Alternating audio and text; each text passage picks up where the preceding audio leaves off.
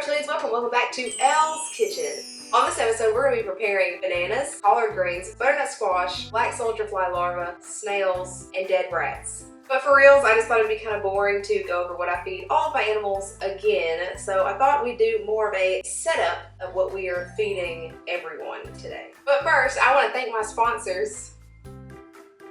No one, we don't have sponsors. But seriously though, use those affiliate links. Okay. Is all this affiliated? No, I don't think any of this is affiliated. So obviously we're not going to use all of these in one sitting, but I thought that we would just kind of go over our options. First off, we're going to be preparing food for Zaz. I've always wanted to do that. Anyway, she's going to hang out with me while I prepare her food. This week she has been eating collard greens. I just buy the big organic bunches from the store and I cut them all up and put them into freezer bags because I find that they last longer that way and they're so much easier to feed her, and also they're a lot cheaper than buying the pre-cut ones of these, which is like $4 or $5, or this is like $2. So I just take this and stick it in her bowl.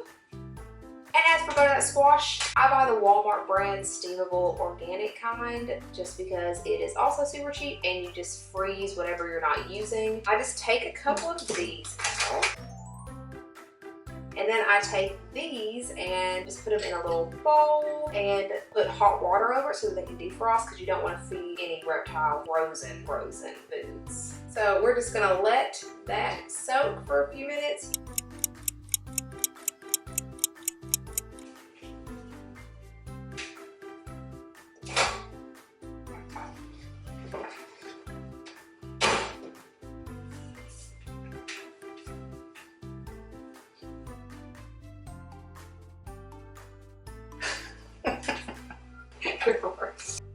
So that is done. You just know when it's done when it's soft and it's not frozen anymore. And then I just kind of take these out and I cut them up into smaller pieces because I don't want her choking on these. These are her absolute favorite. If you've never fed these to your bearded dragon, you 1000% should. And they are super nutritious. They can actually be a staple for your bearded dragon. And then I'm going to sprinkle some calcium powder on top of her salad. I don't do this every single time, but I just like to sprinkle it on there like once a week-ish just because I feed her primarily dubia roaches, and the calcium has a lot harder time sticking to dubia roaches than they do crickets. So I just like to make sure that she is getting a sufficient amount of calcium, so about once a week I'll sprinkle calcium on top of this. And there we go. That is her salad all done.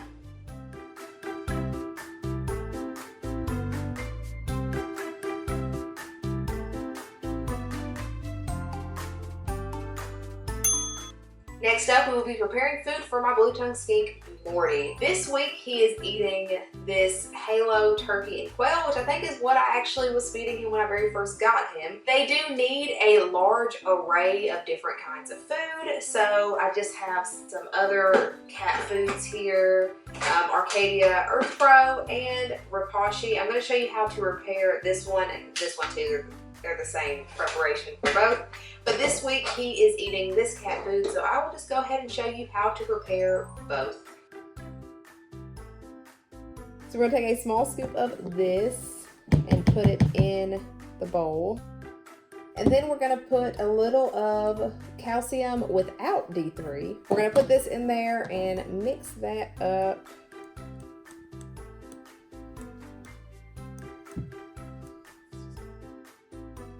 And then we're just going to mix this all together.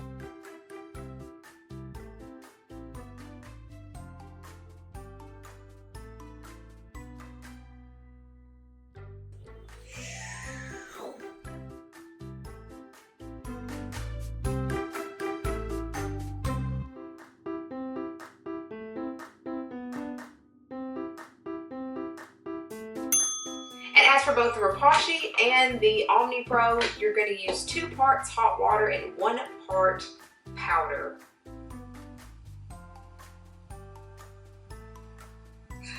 Sorry. So I just use a little measuring spoon, and this is 1 teaspoon. I just fill this up, and that's how much water I put in it, and then I put about half of this for the powder, and that's usually enough for him.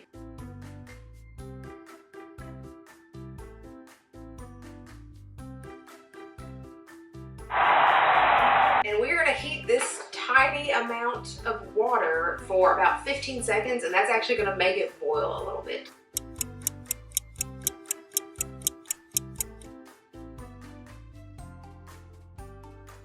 And I'm just going to pour this directly into the water and immediately mix it. I just use the end of a chopstick because I got mad and jammed the other one into a silicone bottle, so I have this one chopstick to stir with. As you're stirring it, it's still going to be a liquid, and we're just going to set that to the side and let it solidify. Next we have the geckos. I've shown a million times how to make their food, but I thought I would just go ahead and show it again since we already have this full setup going on. I primarily use the Red and Globe of Pangea Gecko diet. This is the one with insects. I also have these two that I have bought in attempts to get them to eat something different, to offer them a little bit of variety, because neither one of them really want to eat bugs. They have eaten waxworms on occasion, but that's about it. But they don't like either of these, so I've been sprinkling a little of each of them into the Red Gecko diet, and that seems to be working, so maybe we will expand their taste palettes and they will eat something other than that one thing. So to do this, I have yet another measuring spoon that I keep in this envelope. I just give Dexter a full scoop of that. This is 1/4 of a teaspoon. And I'll give Goliath just a little bit because we're going to mix that other flavor in. And we will try the banana and apricot this time. This also already has a little stick. This is 1/8 of a teaspoon. So we'll put 1/8 of a teaspoon in each one of these. And I just keep a spray bottle with water that's been treated with Reptisafe in it. It would probably make a lot less of a mess if I just poured water into it, but I like the control of being able to put how much water I want into it using the spray bottle, even though it makes a mess because I have a super cheap spray bottle.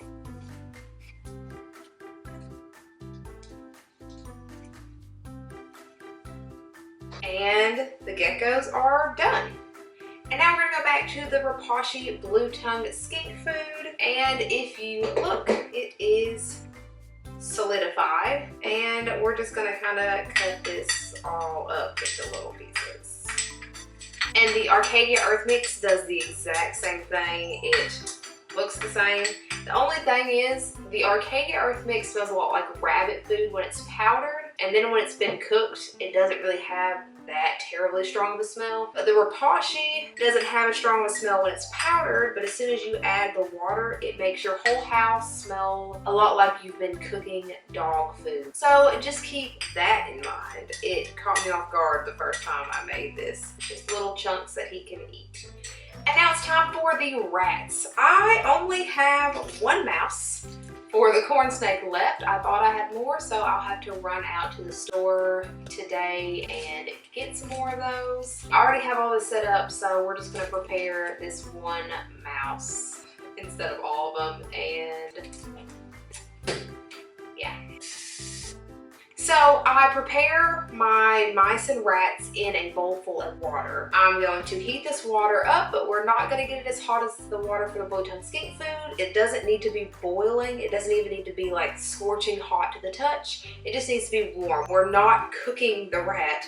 We're just defrosting it and getting it warm so that the snakes can find it and eat it. This is especially going to be true for Sterling's rat because Sterling does have very limited visibility in his eyes. So his rats have to be extra warmed up so that those heat pits can go full-blown activation and he can find his rat without a problem. So that was only about 20-ish seconds for this rat. I went ahead and switched this mouse to a different bag because it looked like there was a small hole in this one. You know that the mouse or the rat is ready when its stomach is soft to the touch and it feels warm. Please don't feed your snakes frozen mice. They need to be thawed out.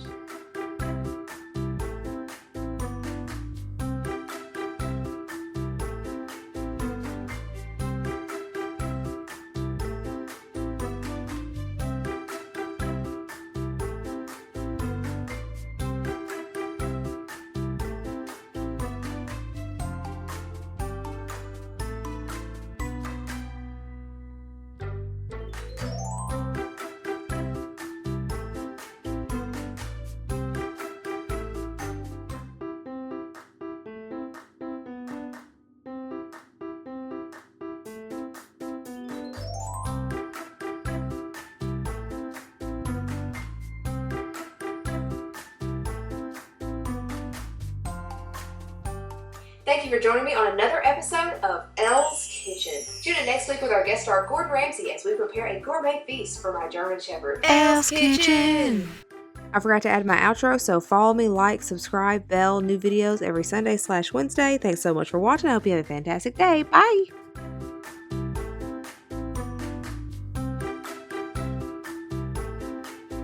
We prepare feast for our German Shepherd. For my German Shepherd. It's not ours. Me and Gordon Ramsay or anything. Yeah.